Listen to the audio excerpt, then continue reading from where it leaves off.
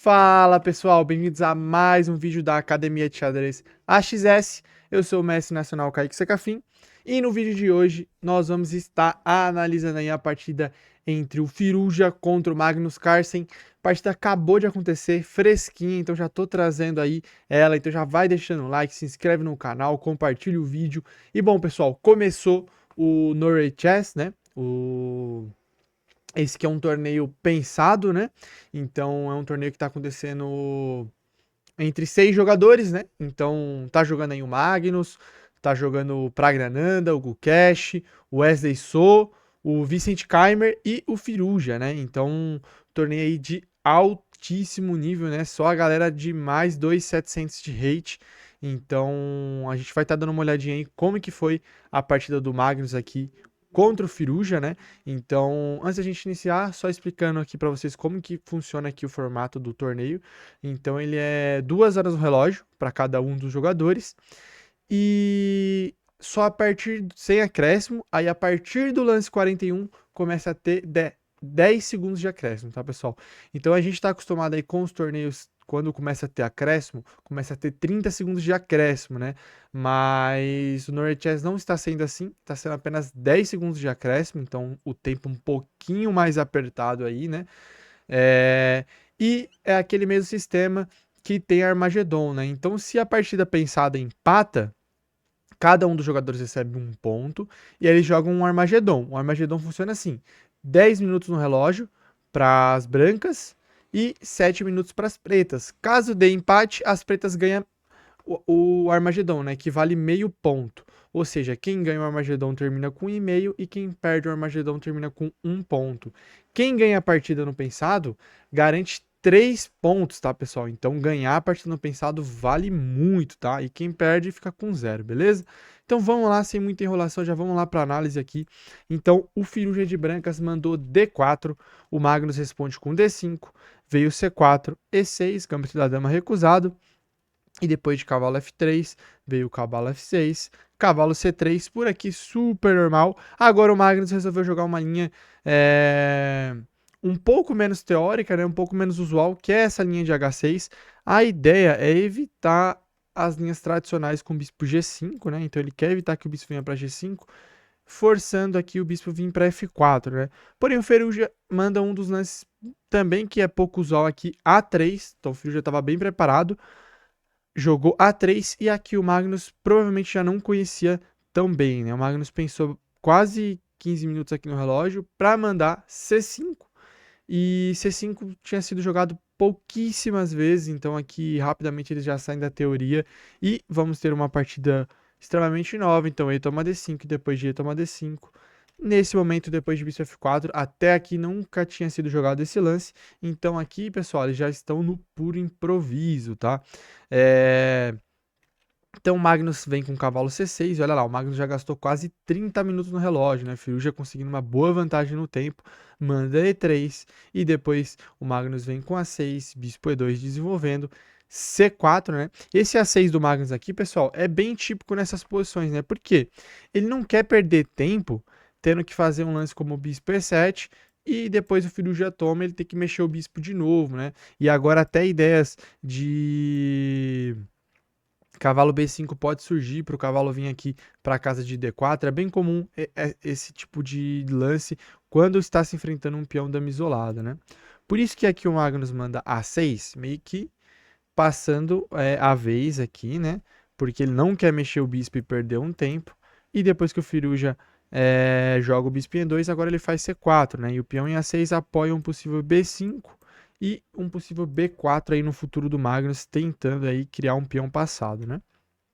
Então o Firuja manda cavalo E5, vem bispo D6 desenvolvendo, roque, o Magnus manda roque, e depois de bispo G3, agora desenvolve o bispo aí o Magnus, bispo F5, e agora o Firuja manda F4, e agora tem um controle bem legal sobre a casa de E5, né? E vai tentar um ataque aqui na ala do rei o Firuja, né? Porque se caso tomar em E5 em algum momento, vai tomar com o peão de F, vai abrir aqui a coluna F e vai tentar atacar, parecido um pouco com as estruturas de Stonewall, né? Aqui o Firuja vai tentar atacar na ala do rei.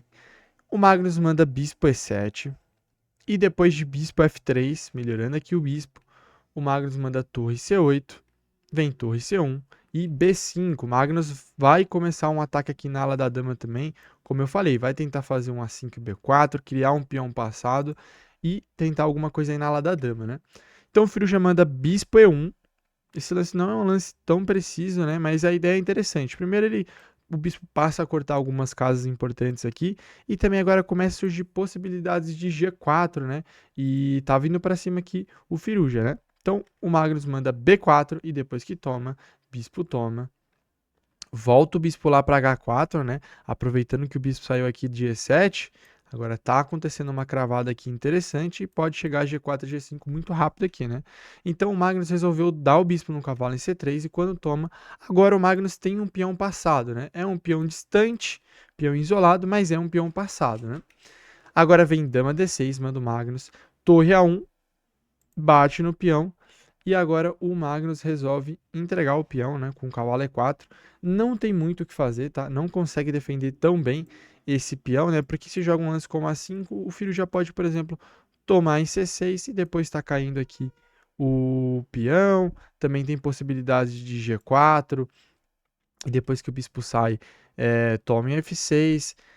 E agora é forçado a tomar com o peão de G, né? Porque se tomar de dama tá caindo em D5 e depois que toma ali, troca em C6 e agora pode tomar em A5, ganhando aí um peão com uma forte pressão aqui em D5, né? Então o Magnus sabia que não tinha como defender tão bem esse peão de uma forma muito clara, né? Poderia até tentar algo como torre A8, mas as mesmas ideias de bispo toma F6 pode ser bem chato, né? Porque, de novo, tem que tomar com o peão de G para não perder o peão aqui em D5, né? Por isso que aqui o Magnus então faz cavalo E4 e agora ele evita que vai sobrar aqui algum bispo toma D5 e ao mesmo tempo ele não vai deixar dobrar aqui a estrutura dele aqui do roque, né? Então vem torre toma 6, captura aqui o peão Firuja. Magnus faz F6, um bom lance expulsando o cavalo. Agora o Firuja resolveu tomar em E4 para ter alguma casa para colocar o cavalo, né? Porque o cavalo ele tá quase que sem casa, né? Uma opção interessante era tomar em C6 e depois que torre toma C6, toma em C6, toma em C6.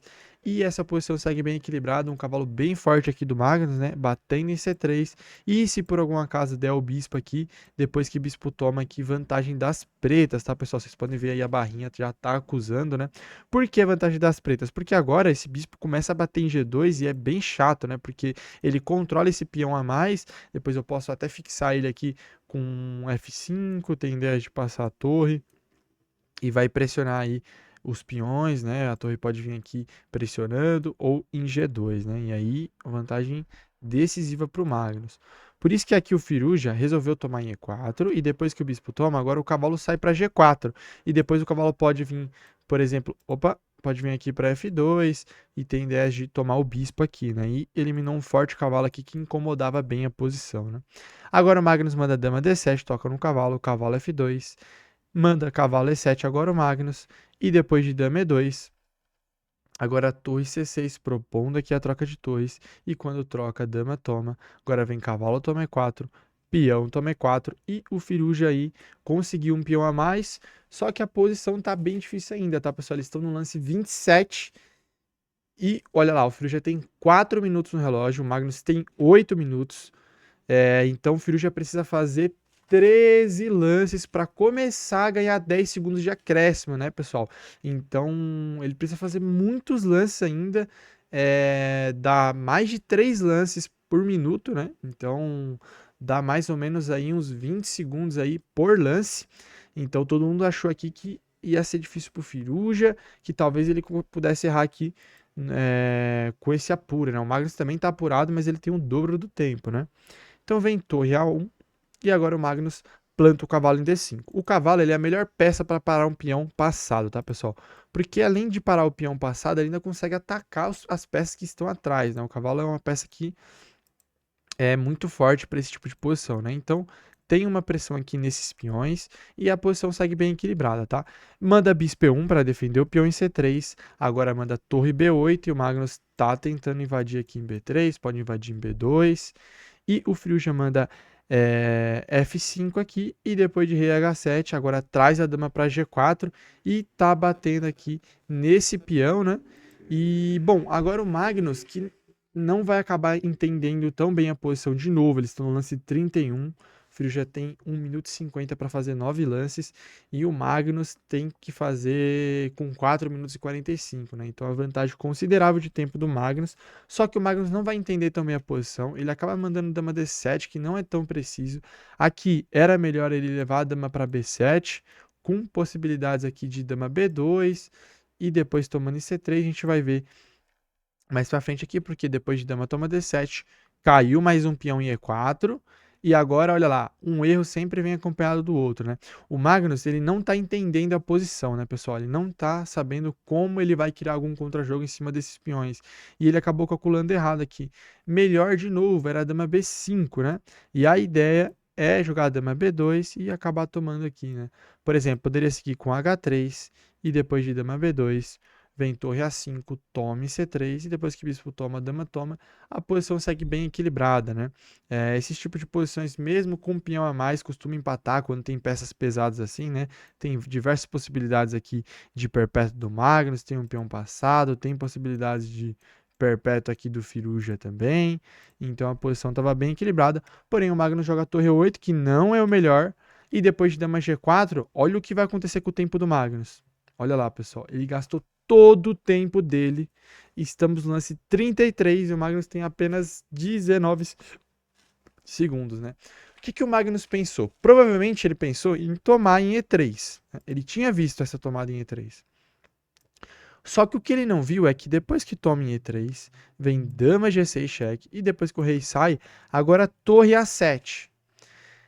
E esse lance é bem interessante, porque se o Magnus tomar a torre, agora tome em E8 com cheque, né? Olha lá, toma em E8 com cheque, e quando o rei sai, agora toma o cavalo, né? E aí o filho já tem um bispo inteiro a mais, né? Só que o que talvez o Magnus não viu é que teria aqui agora o lance fino aqui, ó, cavalo D1, tá, pessoal? Porque se tomar a dama, leva mate em 1. Olha o cavalo protegendo a casa de F2, né? Então, talvez o Magnus até viu, ele só não viu o que iria fazer contra bispo D2, né? Porque agora tá, as peças tudo tá no ar aí, né? Uma pressão aqui forte, teria que jogar a torre E1 e depois que bispo toma, dama toma em A7, mas aí vantagem já decisiva, mas não tão grande assim a vantagem pro Firuja, né? Quase um ponto de vantagem, graças a esse peão a mais, né? Que pode se tornar até que na verdade já é um peão passado, né? E ele pode até tentar promover aí esse peão no futuro, né? Então por isso que o Magnus acabou não jogando o cavalo tome 3 e aí ele vai cometer um erro aqui, ó.